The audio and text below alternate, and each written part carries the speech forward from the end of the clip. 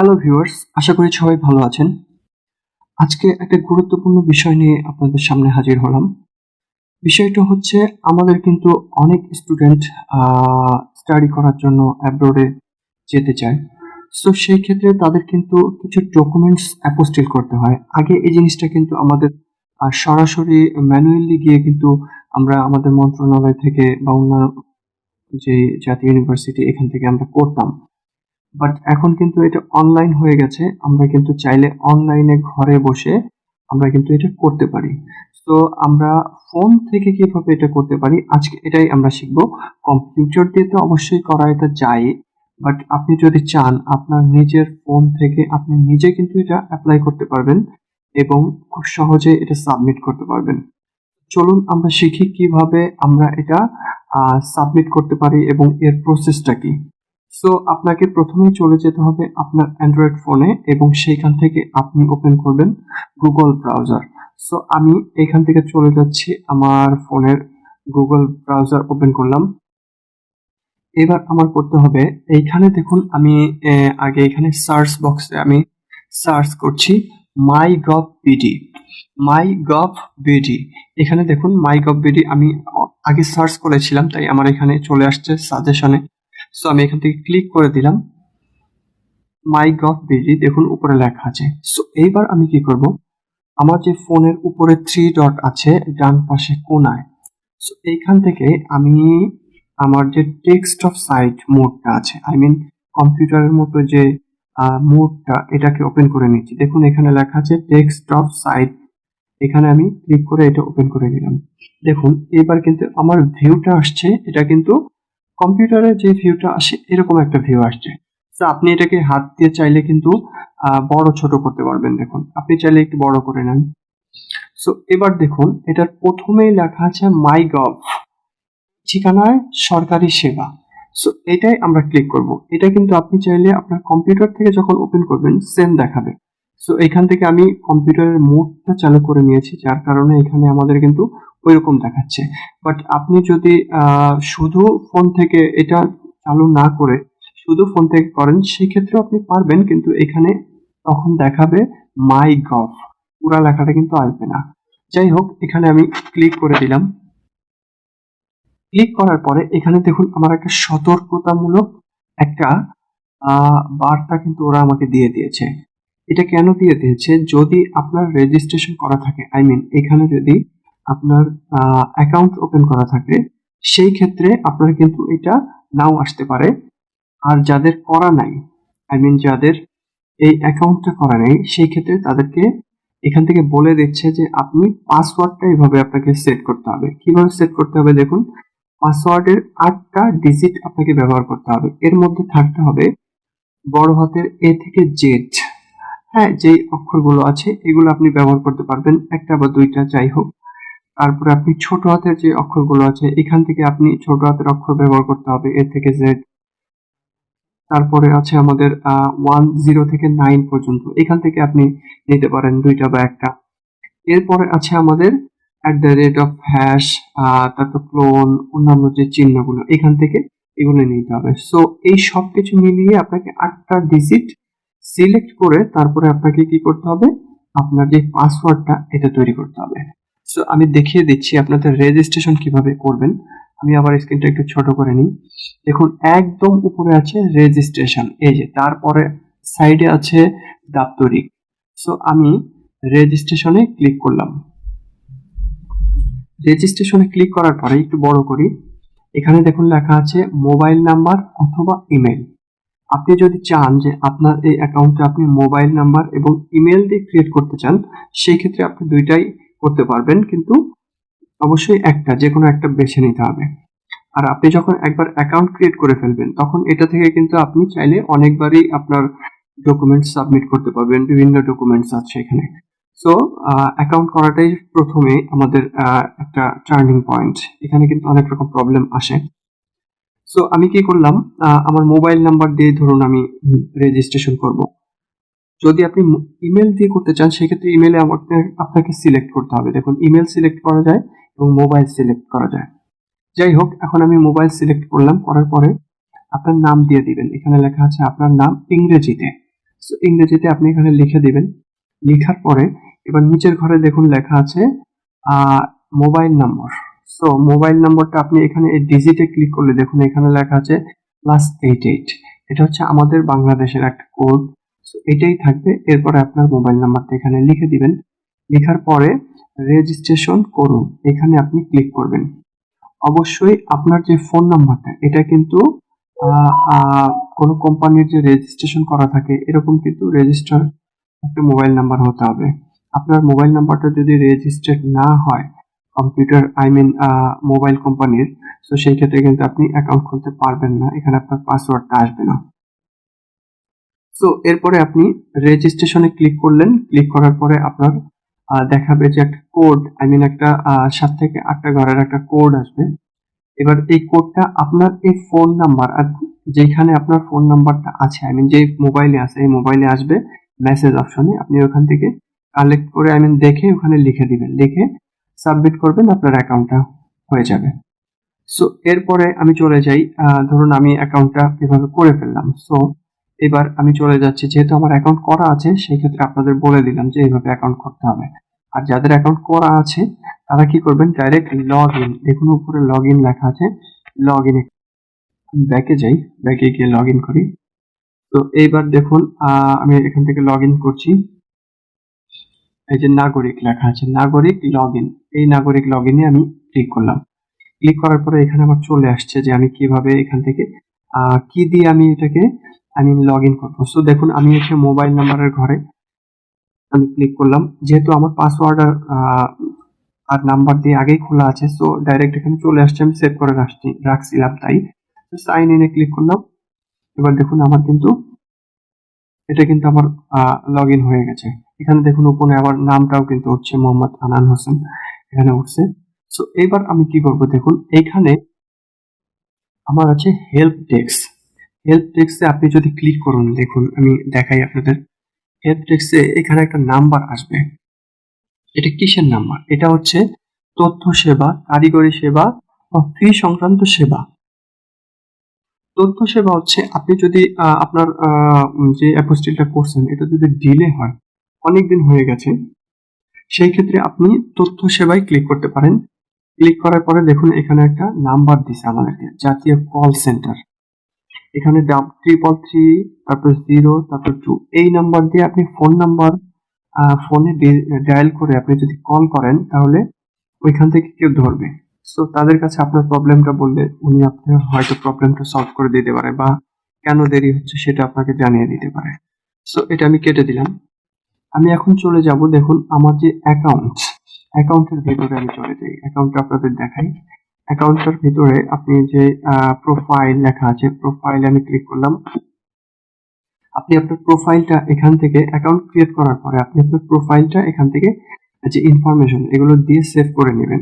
এখানে দেখুন আমি আমার নাম লিখছি, ইংরেজিতে নাম লিখছি, পিতার নাম, মাতার নাম, তারপর হচ্ছে হাজবেন্ড বা ওয়াইফ থাকলে তাদের নাম, জন্ম তারিখ, ধর্ম, লিঙ্গ সবকিছু আমি এখানে দেখে দেখে পূরণ করে কিন্তু আমি এখানে দিয়ে রাখছি।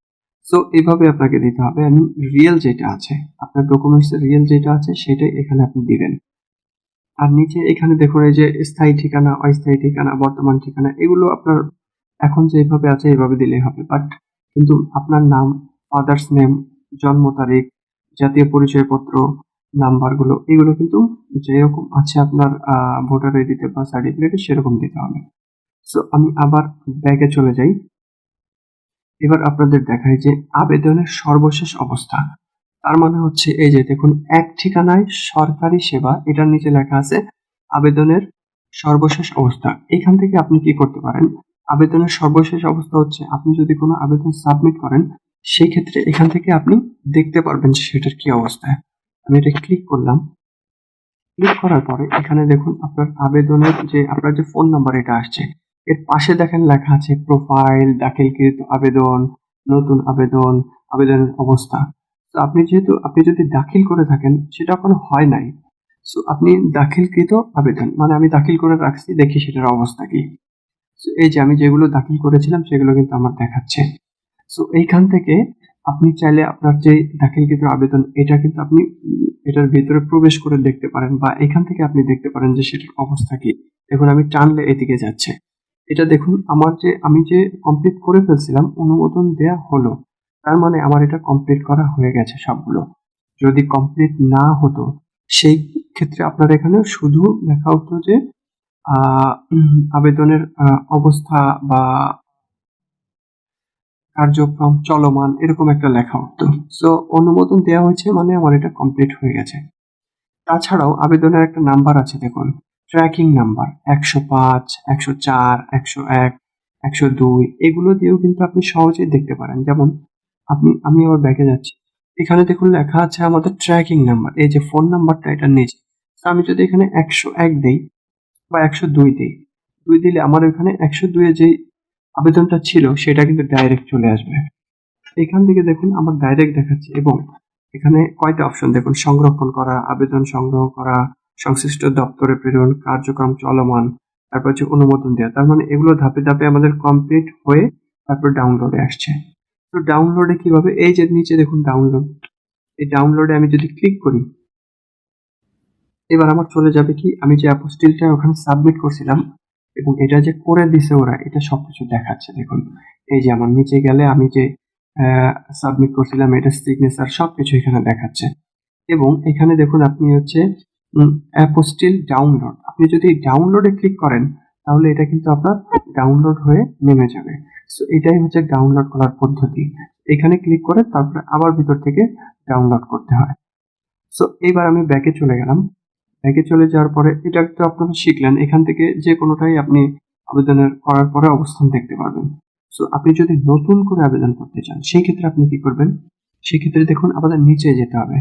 নিচে দেখুন কয়েকটা অপশন আছে না, জেলা প্রশাসনের সেবা সমূহ, বিদেশগামী নাগরিকদের সার্টিফিকেট, লাইসেন্স সনদ সত্যায়ন, শিক্ষা প্রতিষ্ঠান বিচারকর্ম সত্যায়ন, অনেক কিছু আছে এখানে, অন্যান্য অনেক কিছু আছে, আপনারা দেখে নেবেন, যার যেটা প্রয়োজন সে সেটা করতে পারেন। তো যেহেতু বিদেশগামী নাগরিকদের সার্টিফিকেট সত্যায়ন, আমরা এটা নিয়ে কাজ করছি। সো এটাই ঢুকলাম আমি, দেখুন এটা আমি ক্লিক করলাম। ক্লিক করার পরে আমার কিন্তু অনেকগুলো অপশন এখানে চলে আসছে। এই সবগুলো অপশন কিন্তু আমাদের দরকার নেই, আমাদের যেটা দরকার সেটা আমি খুঁজে নিব। সো এইখান থেকে ধরুন আমি আমার এসএসসি অথবা ইন্টারের যে সার্টিফিকেট সেটা সত্যায়ন করব, বা আমি জাতীয় ইউনিভার্সিটির যে একটা আমার সার্টিফিকেট আছে সেটা সত্যায়ন করব। সো আমি প্রথমে আপনাদের দেখাই যে ন্যাশনাল ইউনিভার্সিটির যে সার্টিফিকেট সেটা কিভাবে আপনি সত্যায়ন করবেন। তো আপনি একবারে নিচে চলে যান। নিচে যাওয়ার পরে আপনি দেখবেন এখানে যে পাবলিক ইউনিভার্সিটি লাস্টে লেখা কোথায়। তো আমি একটু উপরে আসি, দেখি পাবলিক ইউনিভার্সিটি, এই দেখুন পাবলিক ইউনিভার্সিটি সিরিয়াল, এই যে এখানে হচ্ছে পাবলিক ইউনিভার্সিটি, তাহলে বিদেশগামী শিক্ষার্থীদের একাডেমিক সার্টিফিকেট সত্যায়নের আবেদন পাবলিক ইউনিভার্সিটি। একাডেমিক সার্টিফিকেট, এখানে কিন্তু প্রফেশনাল লেখা নাই। আপনি যদি প্রফেশনাল সার্টিফিকেটটা সত্যায়ন করতে চান সেই ক্ষেত্রে আপনার কিন্তু প্রফেশনাল এখানে লেখা থাকবে। এটা হচ্ছে মেন সার্টিফিকেট, বিদেশগামী শিক্ষার্থীদের একাডেমিক সার্টিফিকেট সত্যায়ন। আর নিচে দেখুন লেখা আছে বিদেশগামী শিক্ষার্থীদের একাডেমিক প্রফেশনাল সার্টিফিকেট সত্যায়ন। তার মানে এখানে প্রফেশনালটাও আছে এবং মেন সার্টিফিকেটটাও আছে। তার মানে যেটা প্রফেশনাল লেখা নাই সেটা হচ্ছে আমাদের মূল সার্টিফিকেট। সো বিদেশগামী শিক্ষার্থীদের একাডেমিক সার্টিফিকেট সত্যায়নের আবেদন পাবলিক ইউনিভার্সিটি, আমি ক্লিক করলাম। ক্লিক করার পরে এখানে একটা কিছু নিয়ম আমাদের বলে দিছে দেখুন। নিয়মটা কি, যে সংশ্লিষ্ট একাডেমিক সার্টিফিকেটের কপি, কলেজ শিক্ষার্থীদের জন্য নির্দেশনা, ঢাকা বিশ্ববিদ্যালয়, ইডেন, তারপর হচ্ছে কবি নজরুল সরকারি কলেজ, সরকারি তিতুমির কলেজ, সরকারি সোহরাওয়ার্দী কলেজ, বেগম রোকেয়া কলেজ এবং সরকারি বাংলা কলেজ, বিভিন্ন কয়েকটা কলেজ বলছে। এই কলেজগুলোর যারা স্টুডেন্ট আছেন তারা কিন্তু পাবলিক ইউনিভার্সিটির আন্ডারে, আমাদের কি হয়েছে 2017 সাল থেকে আমাদের কিন্তু এই পাবলিক ইউনিভার্সিটির অন্তর্ভুক্ত হয়েছে। এর আগে কিন্তু এগুলো সব জাতীয় ইউনিভার্সিটির আন্ডারে ছিল।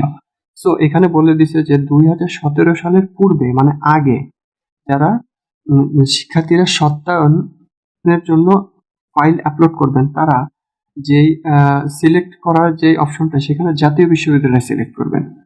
আর 2017 সালের পর থেকে যারা শিক্ষার্থী হয়েছেন বা পাশ করেছিলেন তারা কি করবেন, ঢাকা বিশ্ববিদ্যালয় সিলেক্ট করবেন।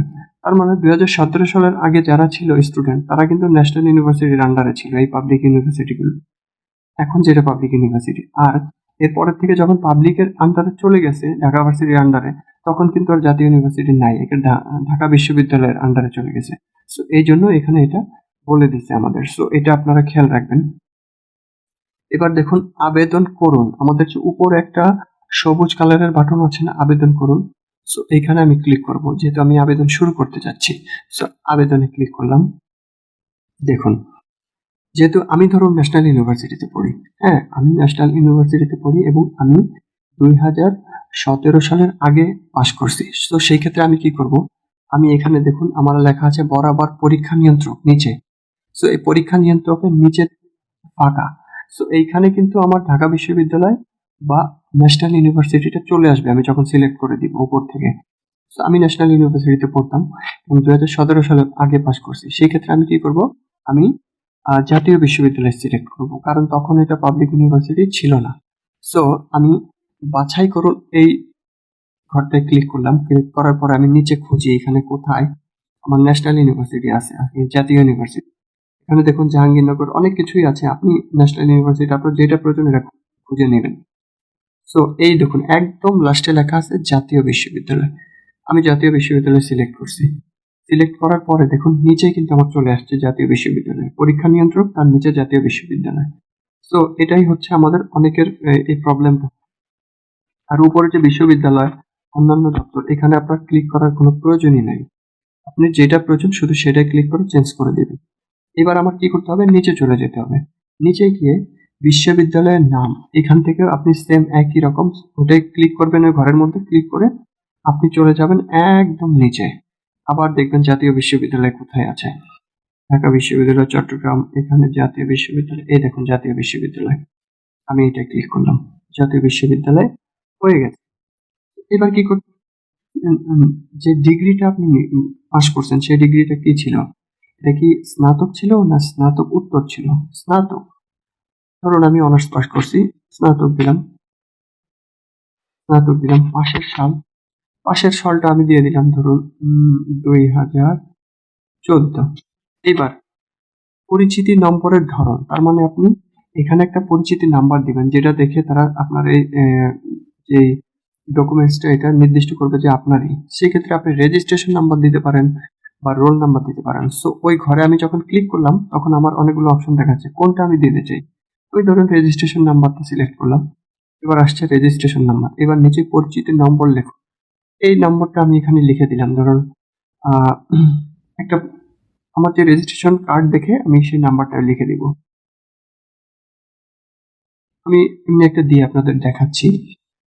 আমি রেজিস্ট্রেশন নাম্বারটা দিলাম, দেওয়ার পরে আপনি জিপিএ কত পেয়েছিলেন। হ্যাঁ, যদি এটা ডিভিশন থাকে, এখানে লেখা আছে সিজিপিএ, জিপিএ ডিভিশন।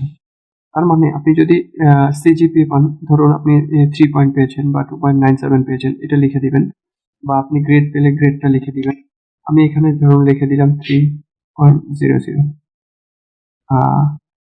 এখান থেকে এটা কাটবো 3.00। এখানে আনান হোসেন আমার চলে গেছে, আনান বাংলায় লিখে দিই। এবার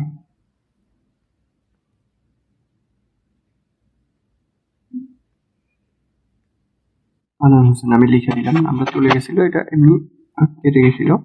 সো এরপরে আপনার যে নিচে নাম, আপনি যে প্রোফাইল যখন আপনি ক্রিয়েট করেছিলেন তখন যে নামগুলো পরে অ্যাড করেছিলেন, বাবার নাম, মায়ের নাম, আপনার নাম, সেগুলো সেভাবেই রয়েছে। তো এই জন্য একটা প্রোফাইল ক্রিয়েট করার পরে এই নামগুলো সেভ করে রাখাটা ভালো। মোবাইল নাম্বার, এবার আপনি জন্ম নিবন্ধন নাম্বার আপনি এটা দিতে পারেন, কিন্তু এখানে দেখুন লাল স্টার দেওয়া আছে, তার মানে এইগুলো আপনাকে অবশ্যই দিতে হবে। আর যদি লাল ছাড়া যে অপশনগুলো, এগুলো আপনি অপশনাল দিতেও পারেন, নাও দিতে পারেন, কিন্তু লাল স্টার দেওয়া যেগুলো, এগুলো অবশ্যই আপনাকে দিতে হবে। সো আমি ধরুন সবকিছু দিয়ে দিলাম। দিয়ে দেওয়ার পরে ইনফরমেশনগুলো আমি এখানে লিখে দিলাম। তো এবার কি হচ্ছে দেখুন, সত্যায়নের জন্য ডকুমেন্ট নির্বাচন, একাডেমিক সার্টিফিকেট 1 পাতা। আপনার যে সার্টিফিকেটটা আপনি পেয়েছেন আপনার ন্যাশনাল ইউনিভার্সিটি থেকে, এটা কি 1 পাতার সার্টিফিকেট নাকি 2 পাতার সার্টিফিকেট? সো আমি যখনই 1 পাতা দিব তখন দেখবেন এখানে 200 টাকা উঠবে, তার মানে হচ্ছে প্রত্যেক পাতার জন্য আমার 200 টাকা করে দিতে হয়। তো আমাদের ন্যাশনাল ইউনিভার্সিটির যে সার্টিফিকেট এটা এক পাতারই হয় সম্ভবত, আমি জানি 2 পাতার হয় কিনা আমি জানি না। সো এক পাতা আমি সিলেক্ট করে দিলাম। দেখুন এখানে নিচে কিন্তু 200 টাকা উঠছে। সো এবার আমি কি করব, এখানে 200 টাকা ধরুন এক পাতায় আমার 200 টাকা, তারিখ হচ্ছে আজকের যে সেই দিনের যে তারিখটা ওইটা উঠবে। এইবার আমি কি করব, এখান থেকে আমার স্বাক্ষর দিতে হবে। তো আমি কি করব, স্বাক্ষরটা আমি এখান থেকে সিলেক্ট করব। কিভাবে? আপনাকে অবশ্যই স্বাক্ষরটা আগে আপনার ফোনে সেভ করে রাখতে হবে। ধরুন এখান থেকে আমি এই তীরে ক্লিক করলাম, হলুদ তীরে ক্লিক করলে ডিরেক্ট আমার ফোনে চলে যাবে। সো আমি একদম নিচে চলে গেলাম। ধরুন আমার একটা সিগনেচার আমি আগেই করে রাখছি। অবশ্যই সিগনেচার যে আপনি করবেন, সিগনেচারের একটা মাপ আছে। হ্যাঁ, এমনি কিন্তু আপনার সিগনেচারটা আপনি ওইভাবে করতে পারবেন না। এটা আপনাকে কি করতে হবে, আপনার 1 এমবির বেশি হওয়া যাবে না। হ্যাঁ, এটা অবশ্যই জেপিজি একটা ফাইল হতে হবে এবং 1 এমবির বেশি এটা হওয়া যাবে না। সো আপনি সেভাবে সাজায় রাখবেন। সো এখানে সাজায় সেটাকে সিলেক্ট করে রাখবেন। তারপরে যদি কারোর প্রবলেম হয় আমাকে বলবেন, আমি সাইজটা বলে দিব ইনফরমেশন। এবার আপনি কি করবেন, দেখুন এবার আপনার এটা যখন এখানে চলে আসবে আপনি ধরে টেনে এখানে লাগাই দিবেন মাঝখানে। হ্যাঁ, এখানে দেখুন আমার আসছে এই যে ক্রপ। আমি জাস্ট এটা দিয়ে দেখাচ্ছি আপনাদের, আপনারা একটু ছোট করবেন। ক্রপ করার পরে আমি ক্রপ দিলাম। ক্রপ দেওয়ার পরে দেখেন আমার এটা এখানে চলে আসছে। এরপরে আমার কি করতে হবে, একাডেমিক সার্টিফিকেট প্রথম পাতা, এক পাতা আই মিন। এবার আমি কি করব, এটা অ্যাড করব এখানে। অবশ্যই আপনার এই যে ডকুমেন্টসটা এখানে অ্যাড করবেন, এখানে স্ক্যান কপি আপনাকে রাখতে হবে এবং এই স্ক্যান কপিটা যে আপনার যে স্ক্যান কপিটা সুন্দরভাবে আপনি যে স্পষ্ট একটা ছবি রাখলেন, এটা 1 এমবির বেশি হওয়া যাবে না। হ্যাঁ, এটা কিন্তু অনলাইন থেকে আপনি এই যদি 2 এমবি বা 3 এমবি হয় সেখানে আপলোড দিলে নিবে না ওরা। তো আপনি এটাকে রিভার্স করে নিতে পারবেন, আই মিন কমিয়ে নিতে পারবেন এটার যে এমবি, এটা অনলাইন থেকেই করা যায়। সো ওইটা আপনারা যদি কেউ না পারেন আমাকে বললে আমি সেটা আপনাকে বলে দিব কিভাবে করতে হয়। আর যারা পারেন সেটা তো খুব ইজি ব্যাপার। সো এখান থেকে আপনি direct file, I mean JPG file, হ্যাঁ, পিডিএফ ফাইল না, জেপিজি ফাইলও আপনি দিতে পারেন বা পিডিএফ ফাইলও দিতে পারেন। পিডিএফ দিলে আবার বড় হয়ে যায়। জেপিজি ফাইলে এখানে আপলোড করবেন, কোনো সমস্যা নাই। তো ধরুন আমি এটা আপলোড, জাস্ট এটা আমি ধরুন এখানে সাবমিট করলাম। সো এটা সাবমিট হয়ে গেছে। হ্যাঁ, এভাবে আপনারা আপনাদের যে ফাইলটা সেই ফাইলটা সাবমিট করবেন। সো এবার কি করতে হবে আমাদের, দেখুন আপনি খসড়া সংরক্ষণ করতে পারেন বা হচ্ছে আপনি ডাইরেক্ট পেমেন্টও করতে পারেন। আপনি যদি পেমেন্টে ক্লিক করেন বা খসড়া সংরক্ষণ করেন, খসড়া সংরক্ষণ করলে কি হবে, আপনি খসড়া সংরক্ষণ করে রাখছেন, পরে আপনি এটাকে ক্লিক করে আপনি পেমেন্ট করবেন। এটাও করতে পারেন বা ডিরেক্ট এখান থেকে পেমেন্ট করতে পারেন বিকাশ দিয়ে। সো কি করতে হবে আপনাকে, আপনি খসড়া সংরক্ষণ করে রাখতে পারেন। আমি ধরুন পেমেন্টে ক্লিক করলাম, পেমেন্টে ক্লিক করলাম,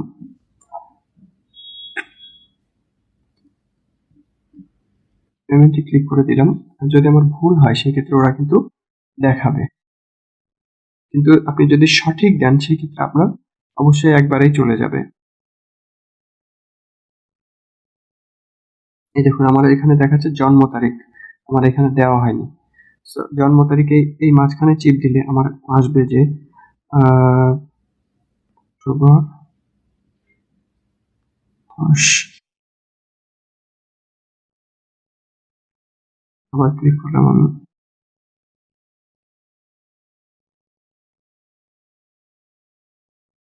ধরুন আমি যে কোনো একটা দিয়ে এখানে দেখাই, অক্টোবর এটা দিলাম, জাস্ট এটা দিয়ে আপনাদের দেখাই আমি। এবার পেমেন্টে ক্লিক করলাম, এবার দেখবেন পেমেন্ট আসবে। তার মানে পেমেন্ট আপনি যখন করতে যাবেন আপনার এই পেজটাই আবার আসবে, আই মিন এখানে দেখাবে যে আপনার সবকিছু ঠিক আছে কিনা আপনি একটু দেখে নেন, এটা আপনাকে বলবে। তো এই পেজটা আবার আবার চলে আসছে। এবার আপনি খুব সুন্দরভাবে এটাকে চেক করবেন। চেক করার পরে আপনি কি করবেন, দেখবেন যে সব ঠিক আছে। এখানে আপনি যে স্বাক্ষরটা দিয়েছেন এই স্বাক্ষরটাও এভাবে দেখাবে। আপনার যে সার্টিফিকেট দিয়েছেন সেটাও আপনার এই যে সংযুক্তি দেখেন, সংযুক্তির এখানেও কিন্তু আমার দেখাচ্ছে যে আমার এটা 89.64 কেবি। তার মানে এটা দেখে আপনি বুঝবেন যে আপনার এটা সাবমিট করা এখানে আছে এবং ঠিক আছে সব। সো এবার আমি কি করব, যদি আমি পেমেন্ট করুন ক্লিক করি, দেখুন পেমেন্ট করুন আমি ক্লিক করলে এখানে আমার ডাইরেক্ট চলে যাবে বিকাশ বা নগদে। আমি পেমেন্ট করুনে ক্লিক করলাম। ক্লিক করার পরে এই দেখুন আমার চলে আসছে যে বিকাশ বা নগদ। সো আপনি এখানে লেখা আছে 200 টাকা। আমি এখান থেকে করছি না, আমি জাস্ট আপনাদের দেখাই দিচ্ছি। আপনি কি করবেন, বিকাশে ক্লিক করুন। এই যে এই পাশে বিকাশের ঘর আছে দেখুন, মোবাইল ব্যাংকিং, অবশ্যই মোবাইল ব্যাংকিং থাকবে। বিকাশের ঘরে ক্লিক করবেন। ক্লিক করার পরে এবার আপনার কি হবে, নিচে দেখুন লেখা আছে পে 200 টাকা। এবার আপনি পে 200 টাকাতে ক্লিক করে আপনার যে পাসওয়ার্ড আছে এগুলো সবকিছু প্রসেস করে আপনি টাকাটা পাঠিয়ে দিবেন। এটা আপনারা অবশ্যই দেখলে বুঝবেন। জাস্ট আমি এটা করছি না, আমি ব্যাকে চলে যাচ্ছি। সো আমি ব্যাকে চলে গেলাম, ব্যাকে চলে যাই। সো ব্যাকে চলে আসলাম। সো এইভাবে আপনারা হচ্ছে টাকাটা পে করবেন। সো আরেকটা ব্যাপার হচ্ছে, খুব গুরুত্বপূর্ণ ব্যাপার হচ্ছে, আপনি টাকাটা যখন পে করবেন এবং টাকাটা যখন সাবমিট হয়ে যাবে, সাবমিট হওয়ার পরেই কিন্তু আপনার কাজ শেষ হয়ে যাবে না। সাবমিট হওয়ার পরে আপনি দেখবেন যে এই পেজটা এরকম আবার চলে আসছে। আপনি কিন্তু কোনো বার কেটেও দিবেন না, বের হয়েও যাবেন না। টাকাটা সাবমিট হওয়ার পরে চুপচাপ বসে থাকবেন ধরে, হাত দিবেন না, হ্যাঁ? আপনি দেখবেন যে এই ঘরটা আবার চলে আসছে এবং নিচে লেখা আসছে যে, এবং নিচে একদম নিচে এই এরকম পেজের একদম নিচে লেখা আসবে যে আপনি দপ্তরে প্রেরণ করুন, এরকম একটা লেখা আসবে। অবশ্যই সেই অপশনটা আপনি ক্লিক না করে কিন্তু বের হবেন না। শুধু টাকা জমা দিলেই কিন্তু কমপ্লিট হয় না, ওই কাজটা আপনাকে করতে হবে, দপ্তরে প্রেরণ করতে হবে। তো এবার আপনি চুপ করে এখানে বসে থাকলেন, দেখলেন যে দপ্তরে প্রেরণ করেন এই অপশনটা আসছে। এবার আপনি দপ্তরে প্রেরণ করুন এই অপশনটায় যখন ক্লিক করবেন তখন সেই দপ্তরে এটা কিন্তু চলে যাবে সাথে সাথে। তার আগে কিন্তু এটা এইখানে এই অবস্থায় থাকবে, যাবে না। এটা অনেক সময় প্রবলেমও হয়, অনেকে এই প্রবলেমটার মধ্যে পড়েন। আপনারা বলতেছেন যে সাবমিট করছি, টাকা দিছি, কিন্তু কিছু হচ্ছে না কেন, দপ্তরে কেন যায় নাই? আপনারা তো লাস্টে এটা কেটে দিয়ে বের হয়ে যান, এটা তো খেয়াল করেন না। সো এটাই হচ্ছে আমাদের লাস্ট যে প্রবলেম সবাই ফেস করে, এটাই বলার ছিল। সো এই হচ্ছে আমাদের প্রসেস। আপনি এবার চুপচাপ বসে থাকবেন। বসে থাকলে আপনি কিন্তু খুব সহজেই দেখতে পারবেন। ওই যে প্রথমে যেভাবে আপনাদের দেখাই দিলাম যে আবেদনের যে অপশনটা, আবার ব্যাকে যাচ্ছি আমি। আমি ব্যাকে যাই। ব্যাকে গিয়ে আপনাদের দেখাই দিই। এই যে আবেদন করুন, আবার ব্যাকে আসলাম। আবার ব্যাকে আসলাম। এইবার হচ্ছে আপনার এই যে আবেদনের সর্বশেষ অবস্থা দেখুন। এইখান থেকে আপনি কিন্তু আপনার আবেদনগুলো দেখে দেখে নিতে পারবেন। সো ওইখানে আমাদের আরো অপশন ছিল দেখুন, এসএসসি সার্টিফিকেট সত্যায়ন, সব কিন্তু সেম একই রকম। আমি এসএসসিটা চলে যাই, আবার সেম জায়গায় গেলাম। এই দেখুন প্রথমের দিকে আছে বিদেশগামী শিক্ষার্থীদের এসএসসি সার্টিফিকেট এর মূল সনদ, সাময়িক একাডেমিক ট্রান্সক্রিপ্ট, আবেদন। এবার বিদেশগামী শিক্ষার্থীদের এইচএসসি সার্টিফিকেট মূল সনদ, তার মানে এখান থেকে আপনি এসএসসি হোক আর এইচএসসি হোক দুইটার যেই মূল সনদ এবং মার্কশিট ট্রান্সক্রিপ্ট, দুইটা একসাথে আপনি সত্যায়ন করতে পারবেন। তো আমি ধরুন একটা দিয়ে আপনাদের দেখাই, একটা ভিতরে প্রবেশ করে। বিদেশগামী শিক্ষার্থীদের এসএসসি সার্টিফিকেট মূল, সাময়িক ও একাডেমিক ট্রান্সক্রিপ্ট সত্যায়নের আবেদন, এটা আমি ক্লিক করলাম। এবার দেখুন এইখান থেকেও সেম একই রকম, আপনাকে এখানে কোনো কিছু করতে হবে না। এবং আপনাদেরকে সব বলেই দিছি আমি যে কতটুকু ফাইল হবে। 1 এমবির বেশি আমাদের যে ফাইলগুলো আপলোড করবেন এটা হওয়া যাবে না। এখানে দেখুন লেখা আছে সংযুক্তি অবশ্যই জেপিজি বা পিএনজি ফরম্যাট হতে হবে। সংযুক্তি মূলত আপলোড শেষ না হওয়া পর্যন্ত অপেক্ষা করতে হবে। যতক্ষণ আপলোড শেষ না হচ্ছে আপনাকে অপেক্ষা করতে হবে। সো এবার আমি চলে যাই, আবেদন করুন, সেম আগের মতো। এটাও সেম একই রকম, বাছাই করুন। এই বাছাই করুন উপর থেকে আপনাকে বাছাই করতে হবে, হ্যাঁ, আপনি কোনটা এখানে দিতে যাচ্ছেন। আপনার যে বোর্ড, সেই বোর্ডটা আপনাকে এখানে সিলেক্ট করে দিতে হবে। দেখেন মাধ্যমিক, উচ্চ মাধ্যমিক শিক্ষা বোর্ড, বরিশাল, ময়মনসিংহ, সিলেট, রাজশাহী। ধরুন আমার যশোর বোর্ড ছিল, আমি যশোর বোর্ড সিলেক্ট করে দিলাম। মাধ্যমিক উচ্চ মাধ্যমিক শিক্ষা বোর্ড যশোর। সো এবার আমি কি করব, আর কিছুই ঠিক করতে হবে না, জাস্ট এটাই আমার চেঞ্জ করে দিতে হবে, এটা নিচে চলে আসছে। এবার আমার যে ইনফরমেশন ছিল সব ইনফরমেশন এখানে আমি যে প্রোফাইলে সেট করছিলাম সেগুলো আছে।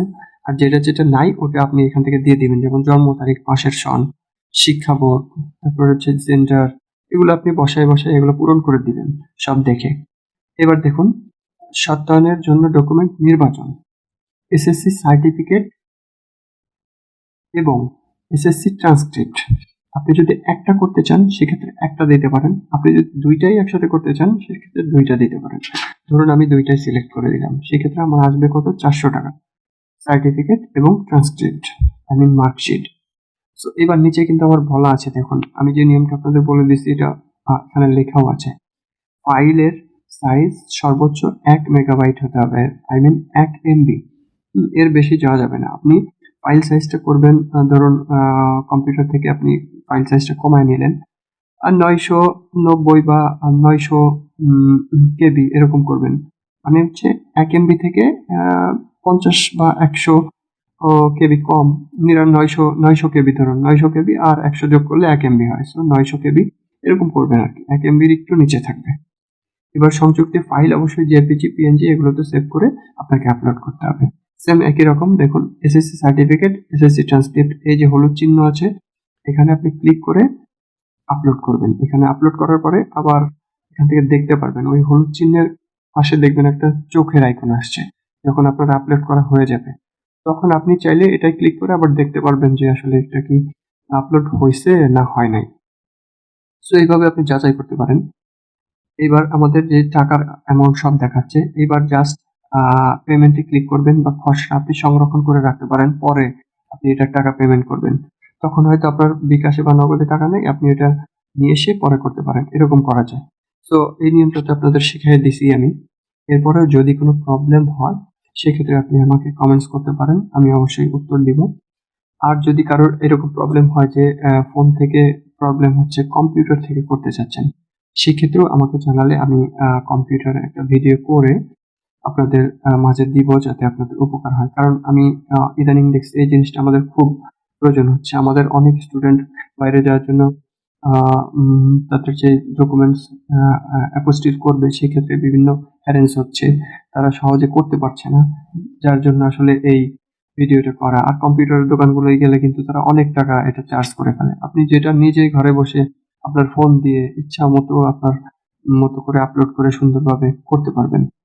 সো এটাই হচ্ছে আমাদের আজকের ভিডিওটা ছিল, খুব সহজে আপনারা কিভাবে মাইগভ থেকে অ্যাপোস্টিল। সো আজকের ভিডিওটা এই পর্যন্তই ছিল। সো আমি বের হয়ে যাচ্ছি, দেখুন ব্যাকে গিয়ে বের হয়ে গেলাম। এবার কি করবেন, আপনার যখন কাজ শেষ হয়ে যাবে আপনি চাইলে এখান থেকে লগ আউট দিয়ে বের হয়ে যাইতে পারেন। আর এখানে আরেকটা সোজা পদ্ধতি আছে, এখানে কিন্তু একটা মাইগভের কিন্তু একটা অ্যাপস আছে।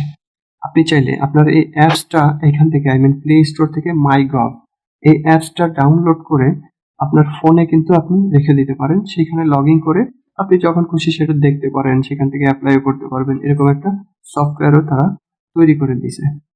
আর লাস্টে বলে যাই যে কারো যদি প্রবলেম হয় যে অনেকদিন দেরি হয়ে গেছে, হচ্ছে না, কি সমস্যা, এটা কারো কাছে জিজ্ঞেস করার দরকার নেই ভাই। আপনি কি করবেন, এখানে নিচে দেখুন কোনো সাহায্যের প্রয়োজন, এখানে লেখা আছে নিচে দেখুন যে একটা ফোনের কল করুন, একটা নাম্বার লেখা আছে 333 তারপরে .0.2। এই নাম্বারে আপনি আপনার ফোন থেকে কল দিলে তারা ধরবে, কাস্টমার কেয়ার থেকে। সেই ক্ষেত্রে আপনি তাদেরকে আপনার যে প্রবলেমটা এটা বলতে পারেন যে আমি এই কদিন দিছি কিন্তু হচ্ছে না, ব্যাপারটা কি, কবে হবে। সেক্ষেত্রে আপনাকে ওরা বলবে যে আপনার ট্র্যাকিং নাম্বারটা দেন। তো অবশ্যই আপনি আপনার ট্র্যাকিং নাম্বারটা, আমি ওখানে দেখাইছি, ট্র্যাকিং নাম্বারটা নিয়ে রাখবেন, যেমন 101 বা 102 এরকম, ওইখান থেকে দেখে নিয়ে রাখবেন এবং সেটা তাদেরকে বললে চেক করে আপনাকে কিন্তু তারা বলে দিবে যে আসলে প্রবলেম কি, কতদিন লাগতে পারে। হ্যাঁ, এটা কিন্তু খুব ইজি। সো আপনারা এভাবেই আশা করি করতে পারবেন। সো আজকের ভিডিওটা এই পর্যন্তই ছিল, জাস্ট আপনাদের হেল্প করার জন্যই আমি ভিডিওটা তৈরি করছি। তো সবাই ভালো থাকবেন, আর কোনো প্রবলেম হলে আমাকে জানাতে পারেন, আমি অবশ্যই আপনাদের সাথে আছি। সো ধন্যবাদ সবাইকে, আজকে এই পর্যন্তই।